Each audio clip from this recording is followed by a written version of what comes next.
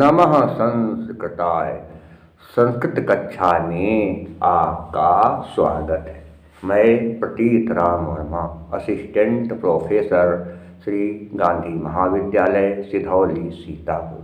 आज मैं महाकवि कालिदास विरचित महाकवि कालिदास विरचित कुमार संभवम महाकाव्य के पंचम सर्ग का 12वां श्लोक पढ़ाने जा रहा हूँ। पार्वती जी का सिर बड़ा कोमल था।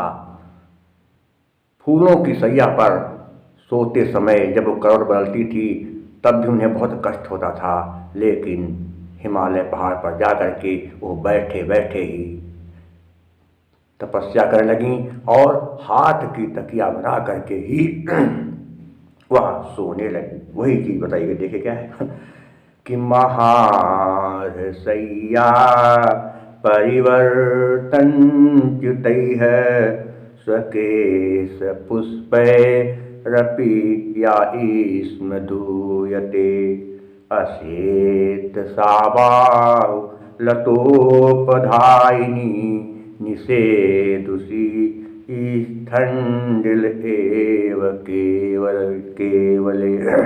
महान मानता है महाधन, आकाश में देखा हो जाएगा। और महान ने बहुमूल्य सैया पर, बहुमूल्य सैया मैंने पलंग पर, बहुमूल्य पलंग पर परिवर्तन च्युत मैंने करवट बदलने से, बहुमूल्य सैया पर करवट बदलने से स्वकेश पुष्पैर अपने बालों में लगाए गए फूलों से अपने भी पुष्पय धन अपि, अय के बाद क्या है विसर्ग, उसके बाद आ है, इसलिए सर्ग स्वरूप के नियम से यहाँ पर विसर्ग कारा बन गया।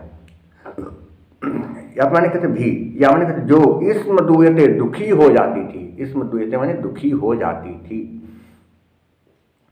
अशेत क्या कहते सोने लगी, सा का कहते वह बाहुलतोपधायिनी, बाहुलता कहते हैं किसको, हाथ की कोमल हाथ की, उपधायिनी माने तकिया, लता धन उपधायिनी होगा लतोपधायिनी।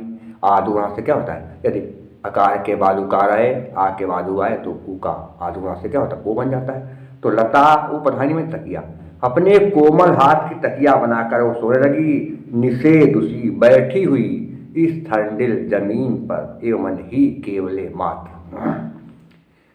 बहुमूल्य या बहुत ही मूल्यवान पलंग पर करवट बदलने से अपने बालों में लगे हुए फूलों के गिरने से ही जो बहुत दुखी हो जाती थी, जिनको बहुत कष्ट हो जाता था, बहुत कष्ट होता था, वही पार्वती जब हिमालय पहाड़ पर तपस्या करने के लिए गईं तो जमीन पर बैठे बैठे ही अपने कोमल हाथ की तकिया बना करके सोने लगी। अर्थात क्या किया उन्होंने, जमीन पर बैठ करके जब नींद आने लगी तो हाथ की तकिया बना करके हाथ के सहारे ही वो जमीन पर बैठे बैठे ही सोने लगी। फिर से बात सुन लीजिए।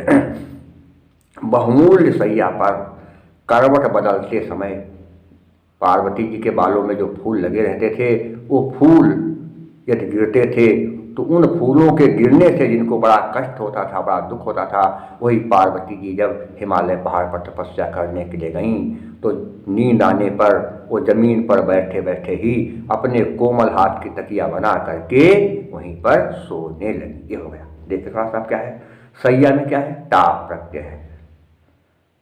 महार सैया, यहाँ पर पहला विशेषण और दूसरा विशेष वहाँ पर क्या कर्मधारय समास। यहाँ पर क्या है, सैया विशेषता क्या बहुमूल्य है, तो महार जैसा सैया कर्मधारय समास हो जाएगा।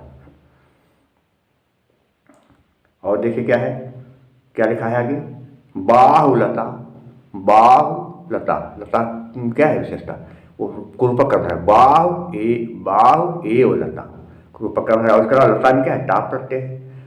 बाकी तो हमने आपको प्रत्यय बता ही दिए हैं। तो इसके अलावा क्या है, यहाँ पर अलंकार कौन सा है, पार्वती जी जमीन पर बैठे बैठे हाथ की तकिया बना करके ही सोने लगी और उनको फूलों के गिरने से कष्ट होता था, तो वो जमीन पर बैठे बैठे सोने लगी तकिया बनाकर हाथ की। ये ऐसा क्यों है, यहाँ पर भी वही अलंकार जो पहले बताया था, कौन सा, विभावना, क्योंकि क्यों सोने लगी तकिया बना करके? ये कार्य तो है लेकिन कारण नहीं होता है, इसलिए क्या है? विभावना न कारण। जहाँ पर कार्य होता है लेकिन उसका कारण नहीं होता है, कार्य हो लेकिन उसका कारण न दिखाई दे, तो वहाँ पर विभावना अलंकार। क्या होता है? क्रियायाः प्रतिषेधे फल व्यक्तिर्विभावना। और छंद कौन सा? जतौ तु वंशस्थ मुदीरितं जरो। और छंद कौन सा है? वंश छंद। और गुण कौन सा? प्रसाद। जहाँ पर कोई बात सुनकर या पढ़ करके तुरंत दिल में बैठ जाए, जैसे सूखे ईंधन में आग लग जाती है, तो वहाँ पर कौन सा? प्रसाद। क्या होता है? चित्तम व्यापनोति क्षिप्रम शुष्कन्धेन मिवानलः सप्रसादः समस्तेषु रसेषु रचनासु चा। और यहाँ पर इसका वैदर्भेद कहाँ? माधुर्य व्यंजक वर्णे रचना ललितात्मका अवृत्तिरल्पवृत्तिरवा वैदर्भीरीतिरिष्यते। जहाँ पर मधुर व्यंजन हो, आकर्षक व्यंजन हो, समास का अभाव हो या फिर बहुत कम समास हो, वहाँ पर वैदर्भी रीत होते। तो यहाँ पर वैदर्भी रीत है और प्रसाद गुण है और भारतीय वृत्ति है। तो शेष मैं आपको अगले अंक में पढ़ाऊंगा। तब तक के लिए नमः संस्कृताय।